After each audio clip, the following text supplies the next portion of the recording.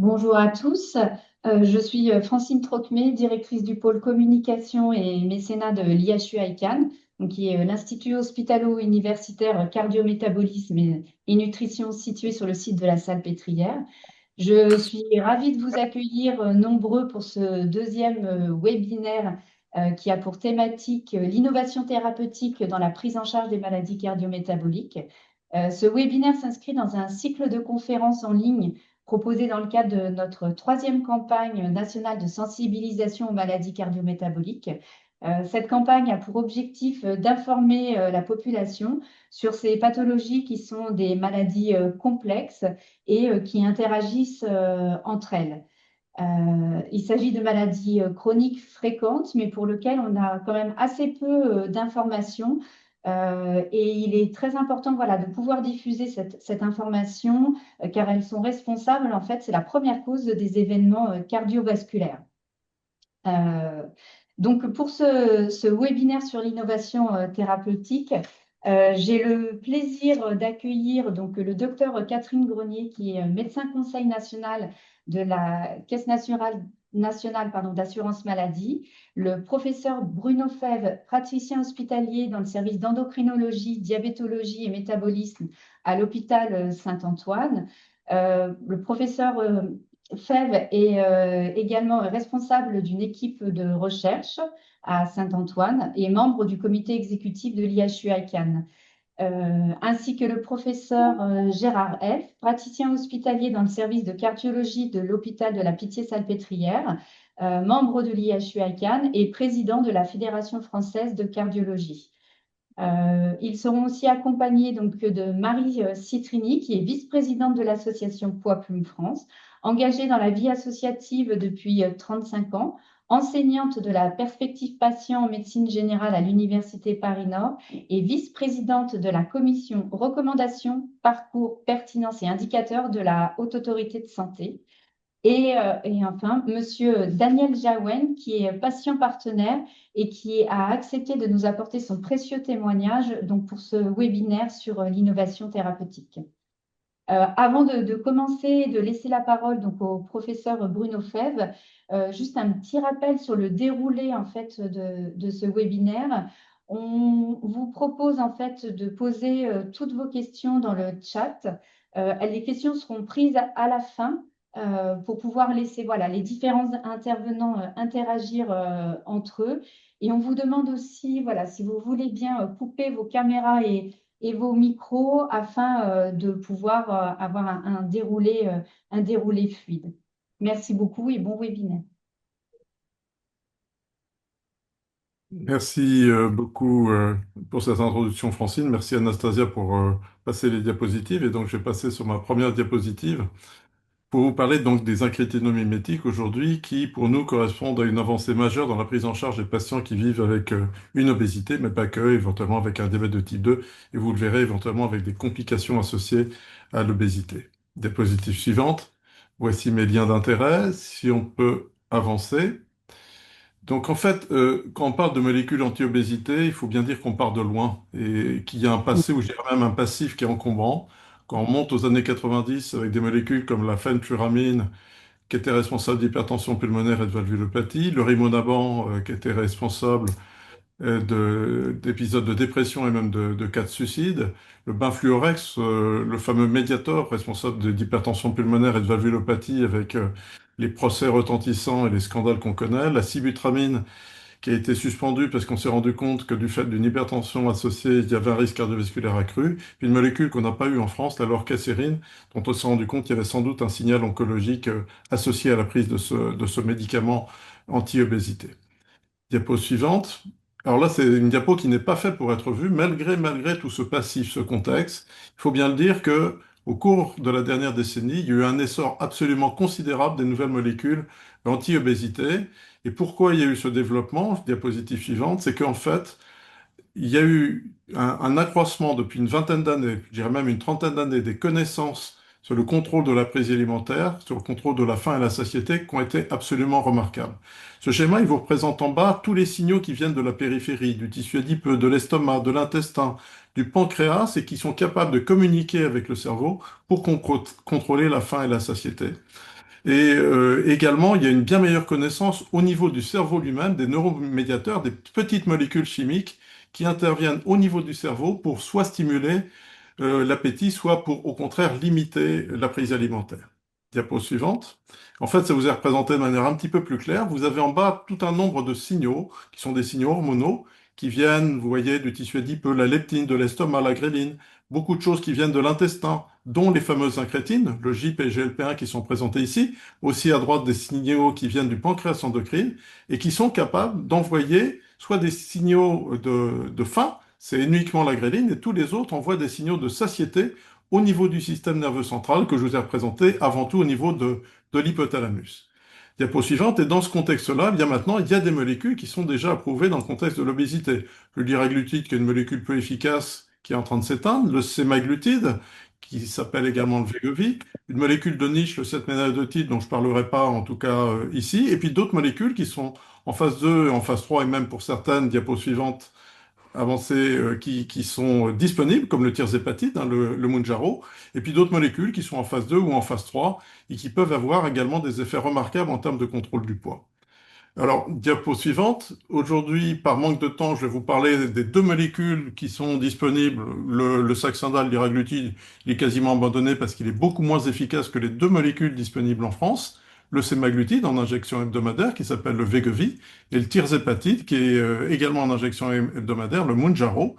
Et tout en signalant que, attention, ce ne sont pas des molécules qui vont résoudre le problème d'obésité, c'est vraiment à intégrer dans la prise en charge globale des patients qui sont en situation d'obésité et qui peuvent, par exemple, s'intégrer dans des parcours coordonnés renforcés, mais je laisserai le docteur Grenier qui abordera ce point, mais je leur dirai un petit mot également à la fin de mon exposé. Diapo suivante, en parlant tout d'abord des résultats majeurs, hein, des études qu'on appelle les études pivots en matière de sémaglutide, l'étude STEP. Vous voyez cet article est récent finalement, il y a 5 ans. Eh bien, par rapport au bras placebo et au bout d'environ 60 semaines, on s'aperçoit que les gens sous sémaglutide à forte dose, jusqu'à 2,4 mg, bien, ils ont grosso modo un différentiel de 12,5%. Ici, vous voyez moins 15%. Il faut dire qu'en moyenne, quelqu'un qui commençait à 100 kg dans cette étude arrivait en moyenne à 85 kg. Donc des études, des efficacités tout à fait remarquables, qui est représentée d'une autre façon en bas dans ce que j'ai cerclé en rouge, où on se rendait compte que la moitié des personnes sous sémaglutide perdaient au moins 15% de leur poids. Et vous voyez, même certains, un tiers, perdaient 20% de leur poids, donc des molécules très efficaces. Cette molécule, elle est disponible en France depuis octobre 2024. Depuis juin 2025, n'importe quel médecin peut la prescrire, mais vous le savez, c'est non remboursé. Et puis un point important sur lequel j'insiste, c'est qu'on arrête la molécule, il y a une réversibilité de l'effet. Les personnes traitées reprennent leur poids. La molécule suivante, diapo suivante, ce sont les doubles agonistes, enfin je vais en parler d'un, le tirzépatide, à la fois qui active non seulement le récepteur du GLP-1, mais également le récepteur du GIP, ce qui va renforcer, vous allez le voir, leur efficacité. Il faut bien comprendre, c'est que ce n'est pas un mélange d'un analogue du GLP-1 d'un côté et d'un analogue du GIP, c'est une molécule hybride dans laquelle on a pris des acides aminés du GLP-1, d'autres du GIP, et c'est une molécule chimérique qui va en fait reconnaître et activer à la fois les récepteurs du GIP et les récepteurs du GLP-1. Et avec ce dessin, diapositive suivante, on s'est aperçu qu'on avait une molécule avec une efficacité encore supérieure à celle avec le sémaglutide.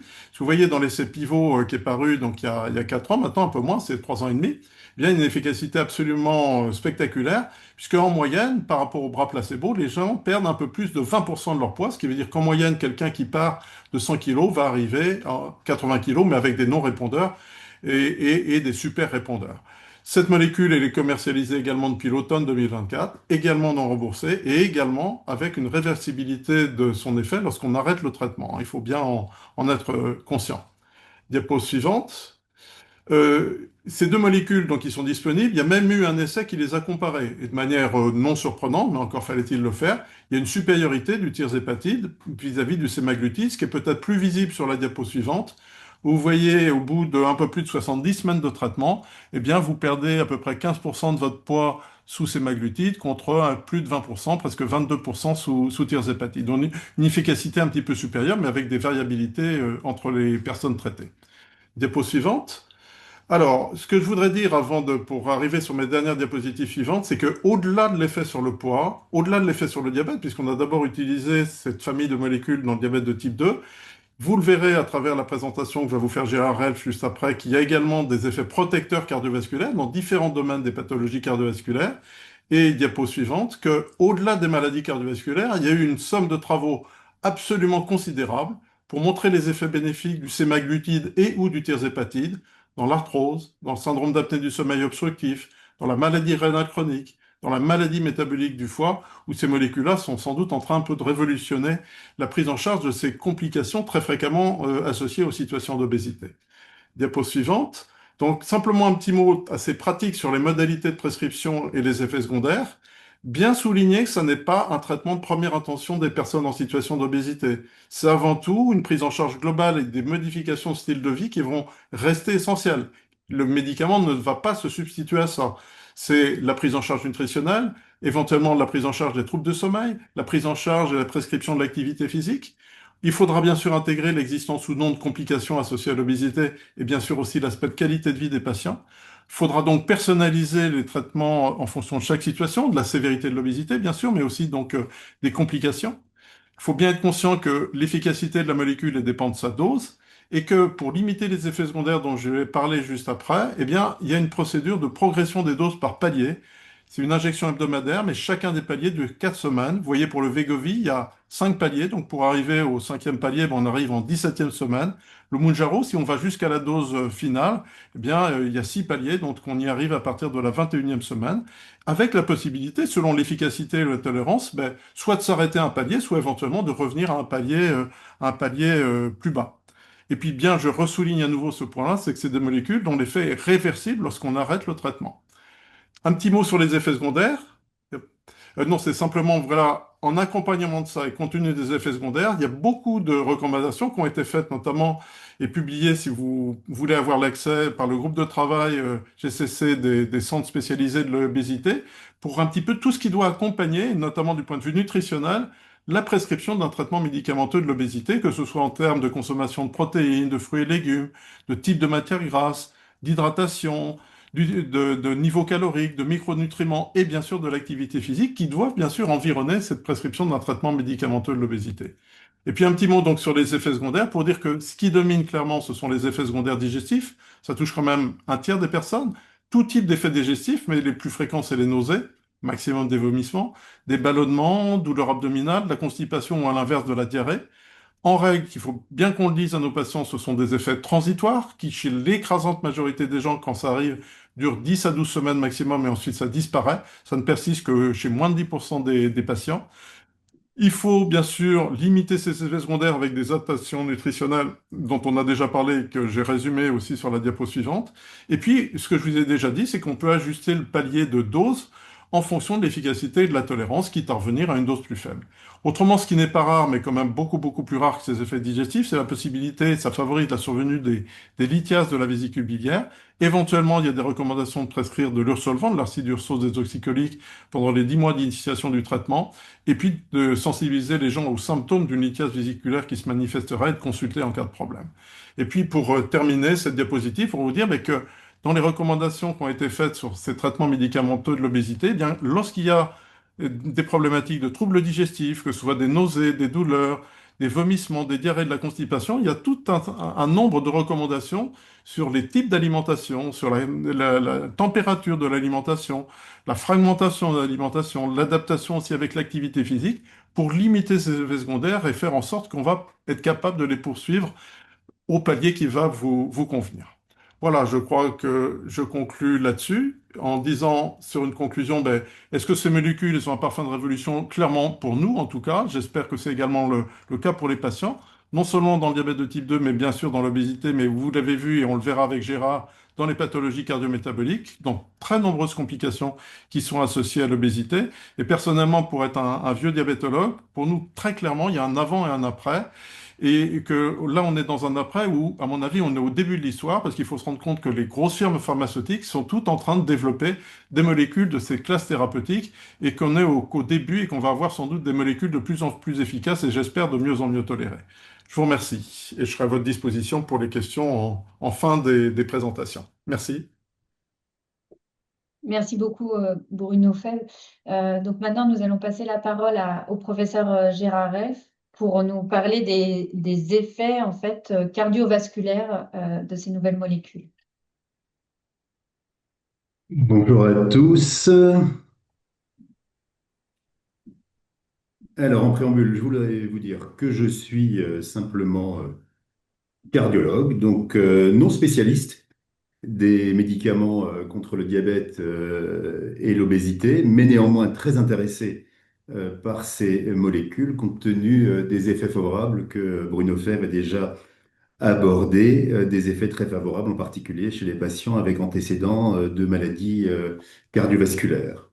Je voulais vous remercier également, Bruno Febvre, de m'avoir fourni de nombreuses diapositives que vous allez voir.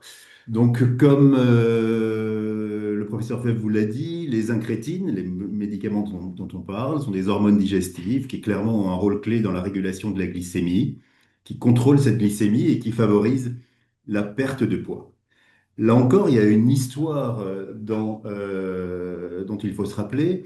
Parmi les molécules qui ont été mises sur le marché et qui ont été mises à notre disposition pour traiter le diabète de type 2, il faut se rappeler qu'il y a une vingtaine d'années maintenant, les glytazones sont des médicaments qui finalement, au fur et à mesure de leur utilisation, au bout de quelques années, ont malheureusement démontré qu'elles augmentaient le risque d'insuffisance cardiaque et d'infarctus, ce qui a entraîné globalement un retrait, pas complet, mais assez important de la plupart de ces molécules. Et donc, l'enthousiasme initial a été clairement tempéré par des effets indésirables cardiovasculaires, ce qui fait que les nouvelles classes ont été scrutées avec particulièrement d'attention sur le plan cardiovasculaire.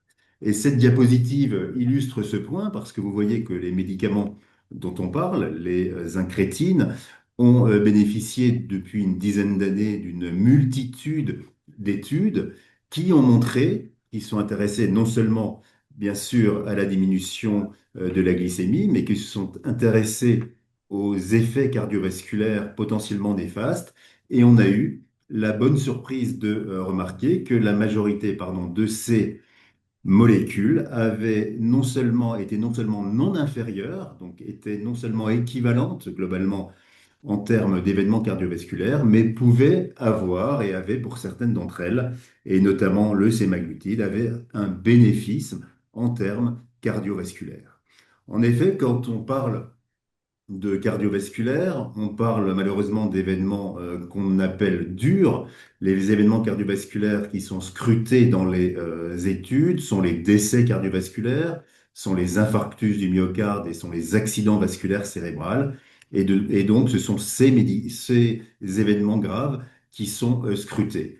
Et donc, on a montré que ces types d'événements cardiovasculaires étaient moins fréquents lorsqu'on avait des antécédents de maladies cardiovasculaires chez des patients diabétiques, mais également, et ça c'est la nouveauté, chez des patients en situation d'obésité sans diabète, mais avec antécédents cardiovasculaires, ces types d'événements étaient moins fréquents. Alors, l'une des études tout à fait fondamentales qui a été publiée en décembre 2023 s'est intéressée donc au sémaglutide et s'est intéressée à la survenue d'événements cardiovasculaires chez des patients obèses mais sans diabète. Comme souvent dans ces études, vous voyez que ce sont des très grosses études, celle-ci plus de 17 000 patients, donc qui avaient certes une maladie cardiovasculaire préexistante, mais qui n'avaient pas de diabète et on a comparé l'utilisation du sémaglutide à un placebo et on s'est rendu compte, vous voyez à droite, que les événements observés, les événements mesurés étaient significativement diminués par le sémaglutide en termes de décès, d'infarctus et d'accidents vasculaires non fatals. L'autre pathologie qui nous intéresse beaucoup en cardiologie est bien entendu l'insuffisance cardiaque. Alors, sans rentrer dans les détails, l'insuffisance cardiaque doit être suspectée en cas d'essoufflement, de fatigue, de prise de poids et ou d'œdème. Bien sûr, ce ne sont pas des symptômes spécifiques, mais la CNAM nous a rappelé récemment, lors d'une de ses campagnes, que ces symptômes doivent alerter. Et si on a ces symptômes, c'est peut-être de l'insuffisance cardiaque. Il y a deux types d'insuffisance cardiaque. Sans rentrer dans les détails, il y a l'insuffisance cardiaque à fraction d'éjection diminuée, c'est la pompe cardiaque qui n'assure pas un débit suffisant, et puis il y a les insuffisances cardiaques à fraction d'éjection préservée, c'est pour aller rapidement le remplissage cardiaque qui est inadapté.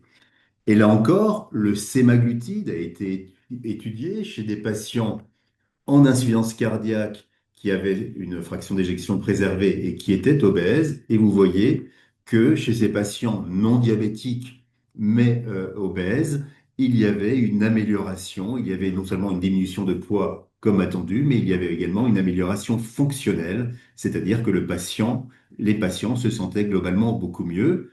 Et ils se sentaient beaucoup mieux. Et il y avait également, dans une autre étude, qui cette fois s'est intéressé au tirzépatide, qui est un double agoniste, comme l'a rappelé Bruno Fèvre. Ce tirzépatide a permis de diminuer un critère très important, de diminuer les décès cardiovasculaires ou l'aggravation d'insuffisance cardiaque chez des patients, encore une fois, qui ne sont pas diabétiques, mais qui étaient insuffisants cardiaques et obèses. Alors finalement, tout ça, ça ne vient pas de nulle part, et pour aller très rapidement, simplement montrer en 3 diapositives que finalement les chercheurs, il y a déjà une vingtaine d'années, avaient fait des études tout à fait intéressantes, avaient montré que chez le rat, ces molécules permettaient de réduire la taille d'un infarctus du myocarde. On avait également montré par ailleurs que ces molécules permettaient d'améliorer la fonction cardiaque après un infarctus du myocarde. On avait également montré que des paramètres objectifs et subjectifs étaient tout à fait améliorés chez des patients qui étaient en insuffisance cardiaque. Et pour ceux qui voudraient en savoir plus, il y a vraiment une littérature incroyable et il y a une démonstration qui est rappelée dans des revues, dont celle-ci. Ces médicaments dont on parle diminuent l'athérosclérose, diminuent la pression artérielle, peuvent diminuer l'incidence des infarctus, de l'insuffisance cardiaque et des accidents vasculaires cérébraux. Il y a vraiment des actions multiples et parfaitement documentées à tel point que les recommandations des diabétologues ont été modifiées ces dernières années et que maintenant, si nous avons un patient qui a du diabète et qui a une maladie cardiaque, pour aller vite, on lui proposera d'emblée la fameuse metformine, mais également d'emblée une association avec soit les médicaments dont on parle aujourd'hui, les incrétines, soit des glyphosines. Donc il y a vraiment un changement de paradigme. Et j'ai repris la même diapositive que le professeur Fèvre, un parfum de révolution sans doute. Ces médicaments ont clairement démontré leur intérêt dans le diabète. Ces médicaments ont démontré leur intérêt dans le surpoids, même modéré. Je ne suis pas entré dans le détail, mais vous aurez noté que ce sont des IMC supérieurs à 27 qui ont parfois été étudiés, et 27, c'est pas beaucoup. Donc, une démonstration de l'efficacité de ces molécules en cas de surpoids et d'antécédents de maladies cardiovasculaires. Et clairement, comme l'a rappelé Bruno Fèvre, ces médicaments ont également des intérêts potentiels dans d'autres pathologies associées à l'obésité. Je vous remercie de votre attention. Merci beaucoup, professeur Elf. Donc maintenant, nous allons passer la parole au docteur Catherine Grenier, donc, de l'assurance maladie, qui va nous parler du parcours de soins renforcé. Oui, merci beaucoup. Je suis ravie d'être avec vous et je remercie les organisateurs d'avoir invité l'assurance maladie autour de ces questions d'innovation. Je voudrais, avant de présenter une diapositive qui vous présentera une innovation organisationnelle qui est au bénéfice des patients en obésité complexe et autour desquels, évidemment, on a une vraie innovation au sens organisationnel, parce que c'est la première fois qu'on va mettre à disposition des interventions complémentaires aux médicaments qui vous ont été présentés, hein, sur le plan de l'accompagnement thérapeutique, ce qu'on appelle l'éducation thérapeutique, avec un certain nombre d'interventions non médicamenteuses. Mais peut-être auparavant, quelques mots autour de l'enjeu pour l'assurance maladie de la prise en charge des maladies cardiovasculaires et associées. Donc nous avons parlé de maladies cardiovasculaires et associées. C'est un grand ensemble qui partage des facteurs de risque cardiovasculaires communs. Donc évidemment les maladies cardiovasculaires en tant que telles, mais aussi les maladies métaboliques qui ont été évoquées ici, mais aussi les maladies rénales, la maladie pneumologique. On a vraiment tous ces enjeux autour des organes vitaux, autour des organes vitaux, c'est tout. L'obésité, cela concerne 17% de la population française, 50% de la population est en surpoids ou obésité, l'obésité étant l'accentuation du surpoids au-dessus d'un certain seuil, et ça représente 10 millions de personnes en France. Donc vous comprenez que c'est un enjeu majeur sur le plan de l'organisation de la prise en charge de ces personnes, mais aussi de la soutenabilité sur le plan financier. Là, le point sur lequel nous avons innové grâce à des expérimentations qui ont été réalisées sur plusieurs années, avec des initiatives le plus souvent professionnelles qui ont été financées pour l'expérimentation dans un cadre très spécifique qu'on appelle l'article 51. Au bout de cette expérimentation, quand on a eu des évaluations favorables, on a décidé de faire rentrer ces organisations de soins dans le droit commun. Qu'est-ce que ça veut dire? Permettre à toute personne sur le territoire d'accéder à cette organisation des soins et qu'elle soit prise en charge par l'assurance maladie. Donc c'est évidemment complémentaire au volet médicaments. Le point clé, et peut-être je vais passer à ma diapositive, c'est que ces parcours, donc ça s'appelle un parcours coordonné renforcé. C'est vraiment un mot-clé, enfin une expression clé dans laquelle on associe plusieurs interventions autour d'un professionnel spécialiste de l'obésité. Et ça, c'est extrêmement important parce que vous savez, nous savons tous que la qualité des soins, elle est en partie liée, pas que, mais en grande partie liée à la coordination des interventions autour d'un patient. Et c'est vrai en particulier pour les maladies chroniques, l'obésité étant une maladie chronique. Donc je passe à ma diapositive que j'essaye de présenter. Comme elle est animée, je peux avoir une petite difficulté de démarrage. Vous me dites si vous voyez une diapo blanche avec écrit PCR, ça doit être bien. Oui, absolument. Voilà. Donc, je passe à la diapo d'après. Il faut juste qu'il veuille bien que je clique. Allez. Voilà. Donc, le parcours coordonné renforcé qui a été mis en place suite à la loi de financement de la sécurité sociale de 2024, il y a eu la création du concept de parcours coordonné renforcé. C'est un décret qui a été publié le 15 novembre 2024 et qui permet l'organisation de ces interventions non médicamenteuses autour des patients dans une filière organisée. Le premier type de patients qui bénéficient de ce parcours, ce sont les personnes atteintes d'obésité dite complexe. Et l'arrêté qui permet la mise en place de ce parcours coordonné renforcé est paru très récemment, le 26 février 2026. Nous avons identifié une population, c'est écrit dans mon premier carré à gauche, de 2,1 à 3,2 millions de patients adultes qui sont concernés. Et on a l'objectif qui a été déterminé dans un arrêté d'autoriser 269 structures à mettre en œuvre ce parcours. Donc, qu'est-ce que ça veut dire exactement? Ça veut dire que chaque structure va être en capacité d'organiser les différentes interventions autour des patients et de facturer ces interventions à l'assurance maladie. Donc, il y a des conditions pour la mise en œuvre de ce parcours. La première condition, c'est d'avoir plus de 18 ans ou avec une autorisation parentale. L'absence de parcours coordonné renforcé au cours de l'année précédente, il ne s'agit pas de le systématiser chaque année, et un phénotypage de sévérité. Qu'est-ce que ça veut dire un phénotypage de sévérité? Ça veut dire un diagnostic d'obésité fait par les professionnels qui précise le grade de sévérité de la personne, correspondant au niveau 2 ou 3 de la HAS. Donc ça, c'est dans les recommandations de la HAS, et ça correspond à un niveau d'IMC et un élément de complication ou de comorbidité.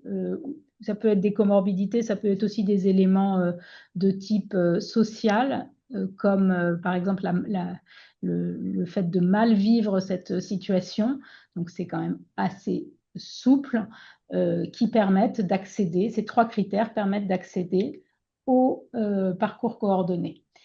On détermine à partir de l'analyse précise de la situation de la personne 4 profils. Le profil simple, c'est le profil A avec une obésité complexe. Le profil le plus complexe, qui est l'obésité complexe qui s'associe à une difficulté, une limitation de l'activité physique adaptée, et que le patient présente aussi des troubles du comportement alimentaire. Et les profils B et C sont les intermédiaires avec l'une des composantes de complexité.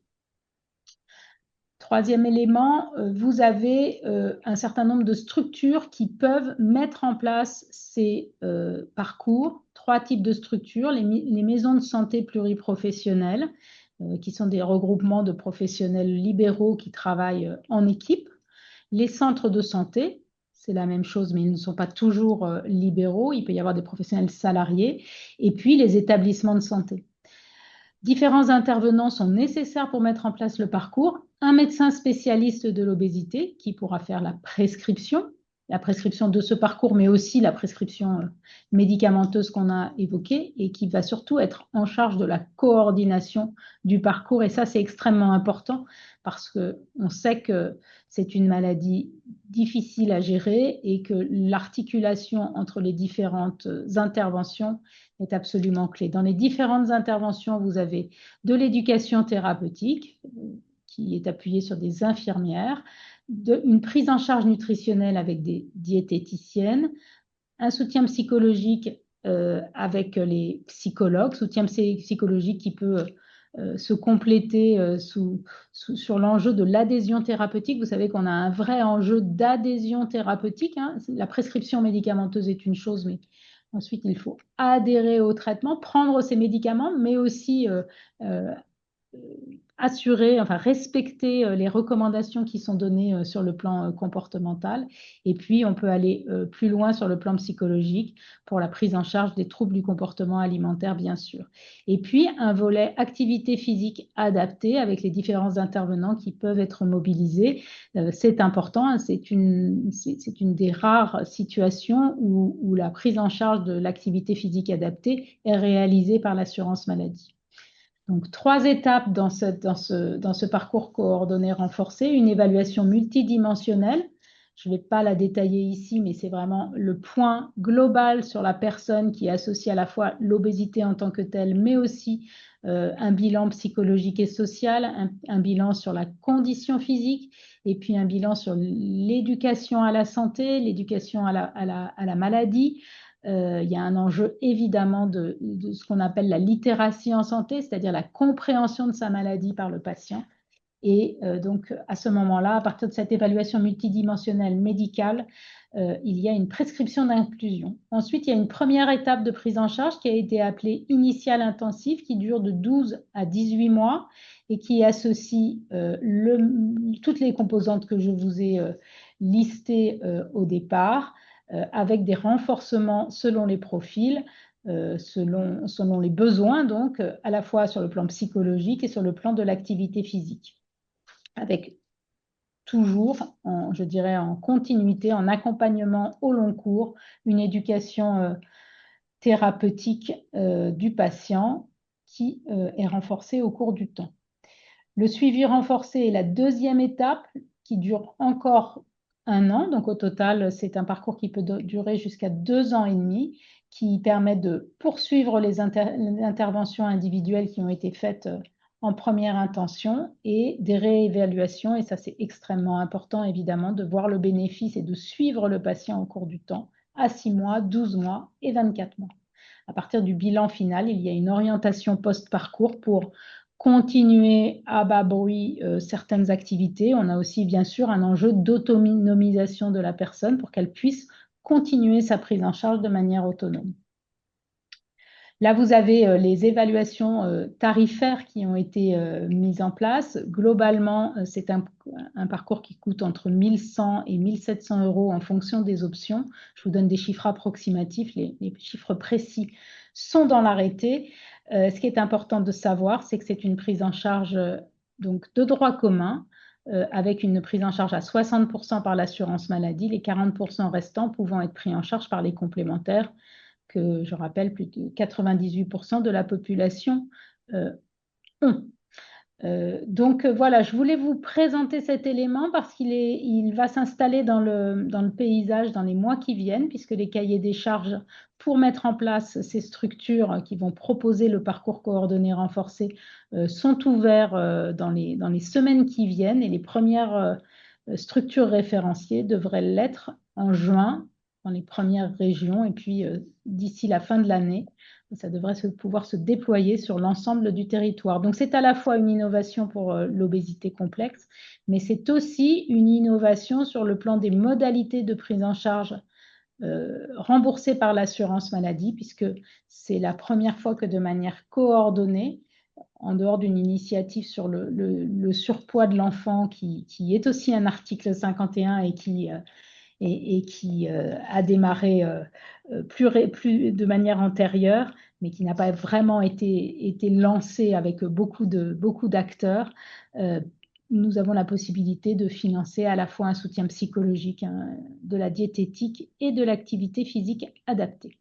Voilà, je vous remercie et je suis évidemment disponible pour participer aux échanges. J'arrête le partage. Voilà, c'est bon.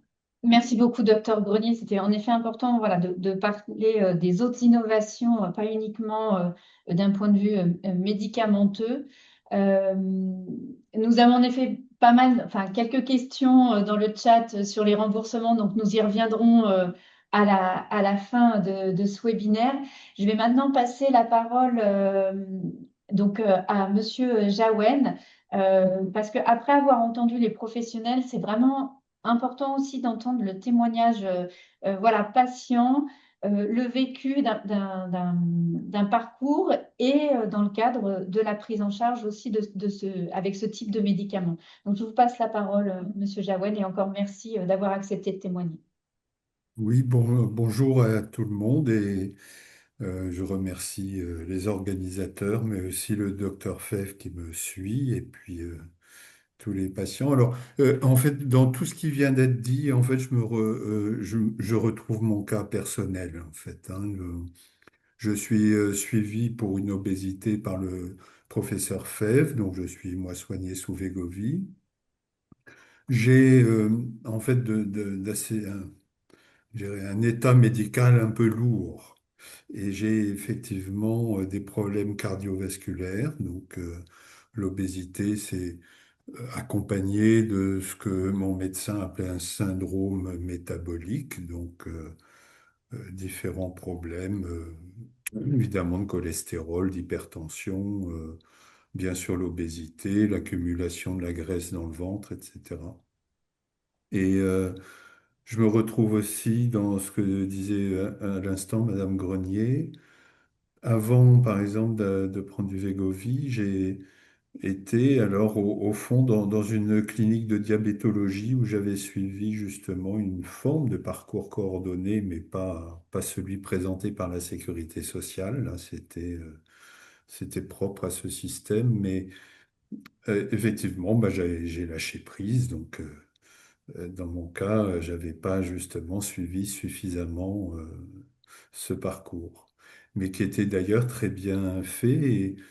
Et je crois qu'il faut vraiment dire que les aspects psychologiques alors sont prépondérants parce que je crois que ce qui amène aux compulsions alimentaires, à trop manger, etc., quand même, pour la plupart d'entre nous, en tout cas pour moi-même, à la source, il y a des raisons psychologiques, névrotiques ou autres, enfin bref. Et il y a des questions culturelles aussi. Moi, je viens de Bretagne à l'origine, hein, c'est le pays du pain beurre, donc c'est quand même ma culture. En plus, dans un milieu où ben, l'éducation, une bonne éducation des enfants, c'est bien les nourrir. Et entre bien nourrir et trop nourrir, on peut avoir rapidement un dépassement de limite. Et enfin, ben, j'ai eu toute ma vie des problèmes médicaux. Enfant, je pesais 75 kilos à 12 ans parce qu'on me soignait par corticothérapie pour de l'asthme et de l'eczéma atopique. Et plus tard, j'ai eu une sévère maladie qui, par ses traitements, en fait, m'a donné une tendance à la fois, alors j'ai même eu des cocktails médicamenteux qui à la fois faisaient maigrir pour certains médicaments pendant que d'autres faisaient grossir. Donc je perdais par exemple de la graisse sous-cutanée et je prenais de la graisse dans le ventre. Résultat de tout ça, ben, il y a eu des effets secondaires, notamment cardiovasculaires, une ischémie cardiaque, je porte un stent par exemple, mais j'ai eu bien d'autres problèmes osseux par exemple, j'ai aussi des prothèses et ainsi de suite. Bref, tout ça entre une propension psychologique un peu dépressive souvent, la lourdeur du quotidien de ces maladies et puis les médicaments, ben voilà, une obésité quoi, hein, tout simplement. Donc j'ai commencé il y a un an le Wegovy avec un IMC de 38. Donc je vais peser à environ 116 kilos pour 1,75 m. Et au bout d'un an, donc ben, j'ai suivi en fait un régime hypocalorique pendant 9 mois, environ 8 9 mois. Et ça m'a fait perdre 22 kilos environ. Donc je suis repassé à un IMC de 30. Et comme dans tout cas de régime amaigrissant, ben, il y a un jour où les choses se relâchent, quoi, hein. Donc, mais le Wegovy, quand même, qui contrôle très bien la faim, m'a permis quand même de pas complètement rebondir. Et après, ben, j'ai atteint aujourd'hui, au bout de 14 mois, une forme de régime de croisière, en quelque sorte où c'est pas tellement la question des régimes amaigrissants que de la rééducation alimentaire. Donc une forme de travail sur soi-même. Et c'est indispensable, quoi, hein. On entend que des stars américaines prendraient ces produits-là pour continuer à faire leur vie de jet-setter. Je pense pas que ce soit une solution. Voilà, on ne peut pas avoir le beurre et l'argent du beurre, ou en tout cas le beurre et une taille de guêpe. Et là, évidemment, il faut faire un effort, un travail sur soi-même. Alors, il ne s'agit pas de faire une psychanalyse, mais je crois d'apprendre à être plus vigilant, plus observateur de soi-même, de voir comment les choses s'engrènent, hein, quels sont les problèmes qu'on a. Bon, bah, par exemple, pour moi, j'ai pas eu beaucoup à creuser, hein. C'est un goût trop important pour tout ce qui est sucré, quoi. J'ai vraiment le bec sucré. Je mangeais des quantités gargantuesques, donc, et puis aussi moindre, mais quand même une bonne appétence pour la boisson, même si j'étais pas dans un état d'alcoolisme impérieux. Et donc, au fond, ben, je me suis focalisé sur ces trois choses, quoi, hein. Alors pour le sucre, par exemple, il ne s'agit pas de trouver forcément des choses drastiques. Alors le mieux, sans doute, c'est d'abord, le sucre, c'est pas un ennemi, c'est le goût que l'on a trop important pour le sucre, hein, qui est un ennemi. Donc, et là, par exemple, par rapport à la première tentation qu'on a, c'est de prendre, par exemple, des édulcorants. On se dit, ben voilà, au moins, je grossirai pas, j'aurai pas le phénomène négatif du sucre et tout. Et je pense que c'est vraiment la mauvaise solution parce que finalement, c'est donc pas le sucre, mais bien le goût que l'on a pour le sucre qui est un problème. Donc, si on substitue le sucre, on substitue les édulcorants au sucre, eh ben, tout simplement, on maintient sa trop grande appétence pour le sucre. C'est aussi bête que ça. Et donc, ben, un jour ou l'autre, on retrouvera nos problèmes. Donc, et là, par exemple, moi, je suis un grand consommateur de café. Donc, pendant 15 20 ans, j'ai mis des édulcorants dans mon café. Et j'en consomme 8 10 dans la journée, moins maintenant parce que je ne travaille plus, mais quand je travaillais, c'était le cas.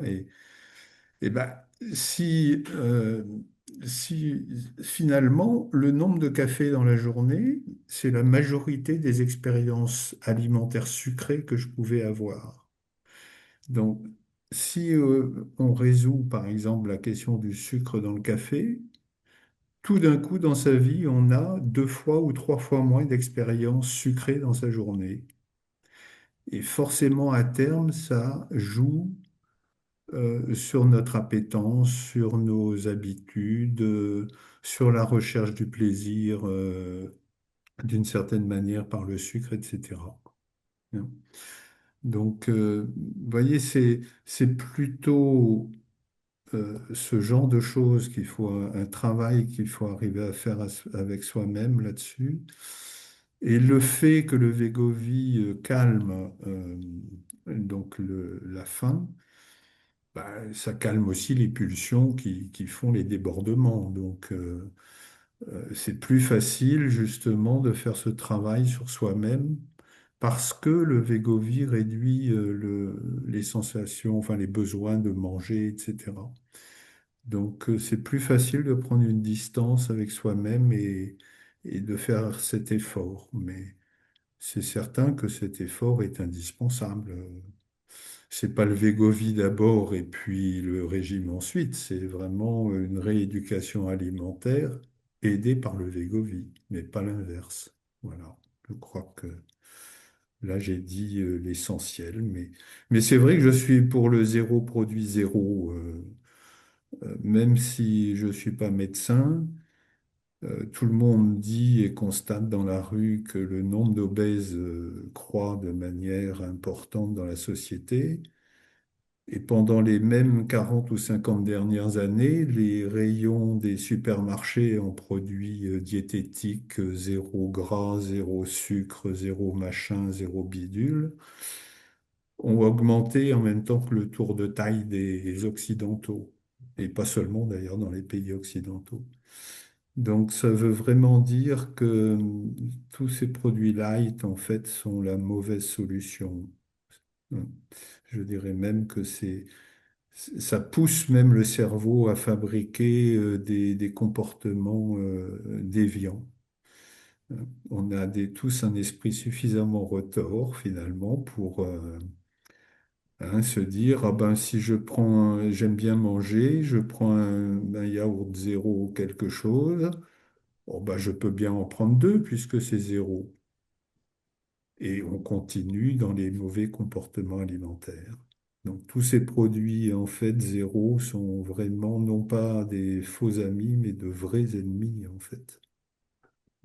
Voilà, donc alors sur les régimes amaigrissants, je dirais juste un mot pour la fin.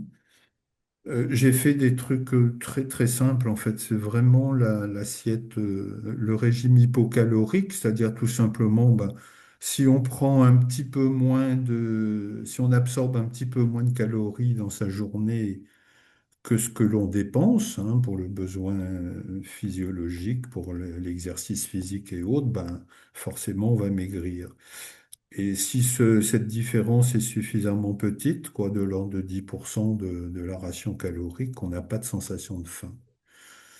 Après, ben, un régime équilibré aussi, c'est-à-dire que je mange vraiment de tout, quoi, hein. L'assiette, j'avais pris comme référence celle conseillée par des organismes comme l'ANSES, hein, c'est à peu près 50% de glucides, 15-20% de protéines et 30-35% de gras, en fait, hein. Le gras n'est pas non plus un ennemi et quelque chose à évacuer. Et puis aussi, ben, en veillant à avoir assez de vitamines, de variétés d'aliments. Mais le régime amaigrissant, dans la mesure où c'est contraint, il y a forcément un moment où on lâche, quoi. Hein, La vérité, si elle existe, c'est quand même une vraie rééducation alimentaire et des changements de comportement. Voilà. Et le Wegovy le permet dans la mesure où où bah, la faim est moins pressante. Donc on a plus de liberté par rapport à son addiction et au fond à l'esclavage que l'on peut avoir à la nourriture, en fait, hein, tout simplement. Alors sur le plan des bienfaits, du ressenti, comme j'avais fait dans le passé des régimes amaigrissants, effectivement, il y a un ressenti et un effet de ce produit qui est supérieur au simple fait de perdre du poids. Notamment, je l'ai vu sur la tension. Mon cardiologue m'a diminué d'un facteur 4 la quantité du médicament antihypertenseur, par exemple, que je prends. Et puis surtout, j'ai vu une forme de vitalité revenir. C'est-à-dire que il y a 14 mois, j'avais peut-être 1 kilomètre d'autonomie de marche et aujourd'hui, en fait, toutes les semaines, je fais une marche avec mon association de quartier de 8 à 12 kilomètres. Voilà. Donc ça donne aussi un fort regain de vitalité qui aide, hein, et qui soutient aussi, hein, qui aide à soutenir l'effort qu'on fait sur soi-même. Voilà. J'espère que j'ai pas été trop long. Non, merci beaucoup, Monsieur Jaouen, pour cet apport au webinaire. Alors, en effet, le temps file, mais il est important, voilà, de pouvoir passer la parole maintenant à Marie Citrini, donc de l'association Poids Plume, pour nous faire un retour terrain des remontées des patients par rapport à toutes ces innovations. Et on gardera un petit temps, voilà, si vous pouvez rester un peu pour les questions. Je vais faire le plus court possible parce qu'un maximum de choses ont été dites.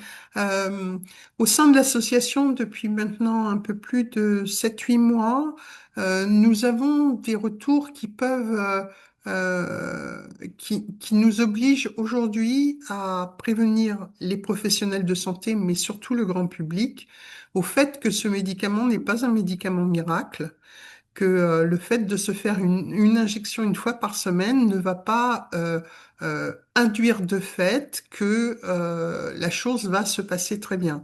La maladie obésité est une maladie chronique, une maladie dont on peut avoir des traitements pour la soigner, mais dont il n'est pas possible à ce jour de guérir, aussi terrible que cela puisse paraître. Et le, le, le médicament par injection va travailler sur le sentiment de satiété, sur le fait que nous allons mettre moins de nourriture dans notre bouche. Il n'en reste pas moins que si au lieu de manger des légumes, un peu de protéines et un peu de féculents, comme l'a dit Monsieur Jaouen, et qu'on remplace tout par un demi-hamburger et des frites, le résultat va pas être très efficient non plus. Ce que nous constatons, c'est que depuis, et c'est une chance en soi, depuis qu'un grand nombre de professionnels de santé, quelle que soit leur spécialité, peuvent prescrire ces médicaments, ces traitements médicamenteux contre l'obésité, nous avons un panel beaucoup plus grand de personnes qui sont demandeurs et pour autant, certaines fois, ils ne sont pas face à une équipe pluridisciplinaire. Ils n'ont pas obligatoirement dans leur service ou en ville, parce que il y a une prescription de ville qui est de plus en plus importante, ils ne sont pas associés, pardon, avec des diététiciens, des coachs en APA, des psychologues, et prescrire ce type de médicaments et ne pas, comme le disait Monsieur Jaouen, réapprendre, euh, se réapproprier son assiette dans les bonnes conditions peut conduire la personne à avoir les effets indésirables qui ont été soulignés par Monsieur Fèvre, mais aussi à avoir un très faible résultat. Et puis, quand on s'engage dans le médicament, il faut aussi ne pas perdre de vue qu'à ce jour, ce traitement et sur une très longue durée. Si on arrête le médicament, on constate, en tout cas les études scientifiques l'ont démontré, qu'il y a une reprise de poids et donc une perte des bénéfices que l'on a sur toutes les maladies associées. Je fais le plus court possible pour il y ait le plus de questions possible. Je vais m'arrêter là et comme ça, on va laisser la place aux questions. Merci beaucoup, Marie, pour ce témoignage et pour avoir synthétisé. Je sais que vous aviez beaucoup, beaucoup de choses C'est pas grave, à on dire. recommencera. Absolument. Alors, pour pouvoir prendre quelques questions, on a évidemment un certain nombre de questions, en effet, qui s'adressent principalement à vous, Madame Grenier, sur la prise en charge de l'assurance maladie, sur les remboursements, en fait, de ce type de molécules. Est-ce que, voilà, vous pourriez nous donner quelques informations complémentaires? Vous avez déjà un peu abordé le sujet pendant votre présentation, mais voilà. Comment ces médicaments, alors il y a une partie sur la prise en charge de ces nouvelles molécules, aussi de la prise en charge de l'activité physique, ainsi que des consultations en diététique. J'essaie de concentrer voilà, Alors, les questions sur les remboursements. oui, peut-être rapidement, d'abord, je vous remercie pour cette question qui est effectivement extrêmement importante. Comme ça a été dit par nos deux professeurs, les médicaments aujourd'hui dans l'indication obésité, les médicaments AGLP1 ou les incrétines ne sont aujourd'hui pas remboursés. Pourquoi ils ne sont pas remboursés? Parce qu'ils n'ont pas passé toutes les étapes de sécurité et de détermination du prix parce que en France, il y a tout un processus qui implique l'ANSM puis la Haute Autorité de Santé afin qu'un prix soit déterminé et qu'il puisse être mis sur le marché. Ces processus sont en cours, donc les éléments vont arriver enfin ces médicaments vont arriver euh, en précisant les situations dans lesquelles ils sont indiqués. Vous comprenez bien, je pense qu'on peut tous comprendre autour de la table, que ça ne peut pas être remboursé en open bar, comme on dit, ouvert largement, parce que ça coûte très cher et que quand on rembourse un produit, on n'en rembourse pas un autre. On est dans une enveloppe fermée. Le deuxième élément sur le remboursement, j'ai vu passer des messages sur le remboursement de la diététique et de l'activité physique adaptée. C'est bien justement l'objet de ce parcours coordonné renforcé. C'est oui, on rembourse, mais on rembourse sous condition d'une prise en charge coordonnée qu'ont évoqué et Marie Citrini et notre représentant patient, Monsieur Jaouen. Ça a été bien expliqué qu'en fait, il n'y a pas de recette miracle, c'est ni faire que de l'activité physique, ni que s'alimenter correctement, ni qu'un médicament, ni qu'un suivi par un professionnel donné. C'est vraiment un ensemble et on cherche vraiment à maximiser l'efficacité de la prise en charge en associant tous les éléments. Et en termes j'ai vu aussi la question du calendrier. Donc, je vous ai dit qu'il y a 269 structures qui vont pouvoir être autorisées. Aujourd'hui, on est dans une étape jusqu'au mois de septembre, ça dépend des régions. Il y a un cahier des charges, les structures sont en train de s'organiser. Très vraisemblablement, ça va être autour des CSO, autour des centres spécialisés de l'obésité, mais pas seulement. Il pourra y avoir d'autres offres, mais eux sont directement fléchés parce qu'ils sont évidemment organisés autour de ces spécialités. Il y avait déjà des financements hospitaliers autour de ça. L'idée, c'est d'étendre la capacité à financer ces parcours. Et donc, je pense que vous trouverez ça en tapant parcours coordonné renforcé sur le site de votre agence régionale de santé. Dans chaque région, vous allez trouver l'information très vite, peut-être pas cette semaine, mais d'ici quelques mois, l'information sera présente sur les sites des agences régionales de santé. Merci beaucoup. Est-ce que dans le cadre de ces parcours renforcés, il y a un parcours particulier pour les personnes paraplégiques? Il y a une question qui nous est posée à ce sujet. Est-ce qu'il y a un accompagnement particulier? Alors, les personnes paraplégiques bénéficient de prises en charge qui sont organisées pour elles spécifiquement, mais qui ne relèvent pas du parcours coordonné renforcé. Le parcours coordonné renforcé, c'est vraiment pour des interventions non médicamenteuses, pour des pathologies, des maladies chroniques, au sens maladie chronique évolutive. évidemment, quelqu'un qui serait paraplégique et obèse pourrait bénéficier de cet accompagnement.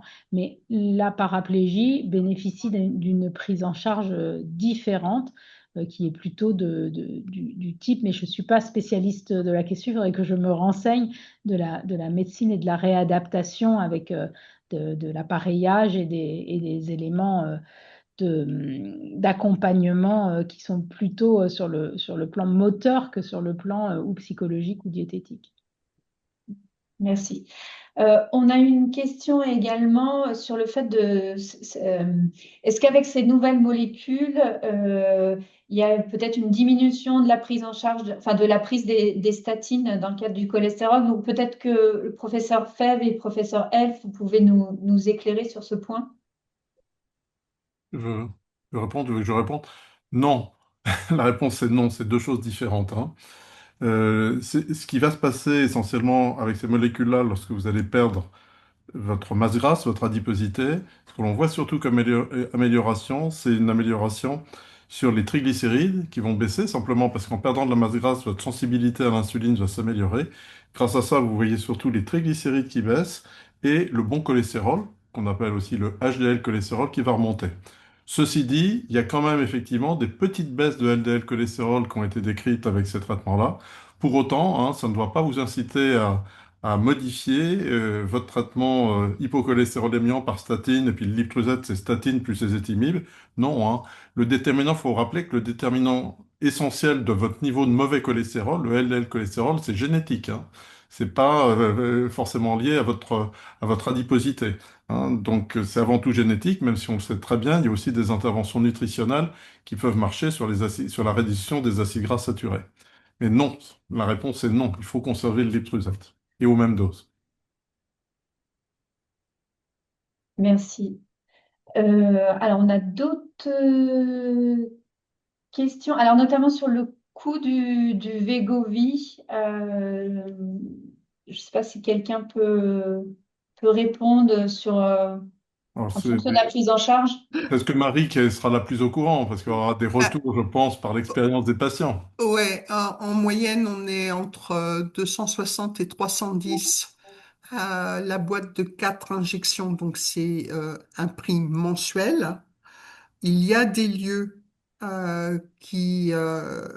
surtout à Paris, qui en raison de la quantité, font des prix un petit peu plus intéressants et que vous pouvez retrouver sur notre site parce Alors, que je peux pas faire de pub mais par quand même. expérience, exactement, mais par expérience, il y en a qui diminuent sur les premières doses, parce que quand Oui, même, sur les avec la premières montée en doses. dose, et qui descendent à Oui. 170, 180 euros par mois, ouais. Voilà, tout à fait. Et voilà. Après, quand on est sur 1,7 g et 2,4 g, là, c'est C'est un plus. prix qui est quasiment en stabilité. Et c'est pareil pour le Mounjaro, hein, c'est pas le même prix quand vous êtes à 2,5 mg par semaine par rapport à du 12,5-15 mg par semaine. Merci. Alors, on a eu quelques commentaires aussi dans le chat sur le fait qu'on a concentré beaucoup ce webinaire sur l'obésité. Alors, c'est vrai que c'était aussi un choix parce qu'il y a eu beaucoup d'informations aussi sur ces nouvelles molécules et pas toujours qui ont circulé et pas toujours des informations justes. Donc, on voulait refaire un point là vraiment sur l'efficacité des molécules, sur leur impact sur les maladies cardiométaboliques. Et comme l'a dit le professeur Fèvre, leur impact est aussi multiple, hein, pas uniquement sur l'obésité, mais aussi sur d'autres pathologies. Malheureusement, dans ce temps court, quand même assez court, on ne peut pas tout aborder. Mais comme le disait très bien Marie Citrini, nous allons refaire d'autres webinaires pour pouvoir élargir ce sujet qui est en effet très vaste. Et en effet, la prise en charge des maladies cardiométaboliques est un sujet complexe qui mérite beaucoup plus d'intervention. En tout cas, merci à tous pour votre écoute. Merci beaucoup à nos intervenants, voilà, d'avoir consacré ce temps parce que c'est vraiment important de pouvoir sensibiliser à ces maladies et passer une information vraiment juste. N'hésitez pas, voilà, à nous envoyer des commentaires sur la boîte communication de l'IHU ICANN si vous le souhaitez.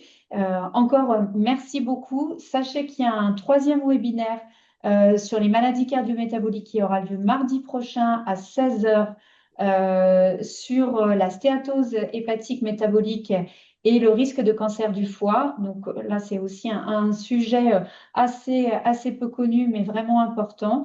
Donc si le sujet vous intéresse, on vous invite à vous inscrire également à ce webinaire. Merci beaucoup à tous.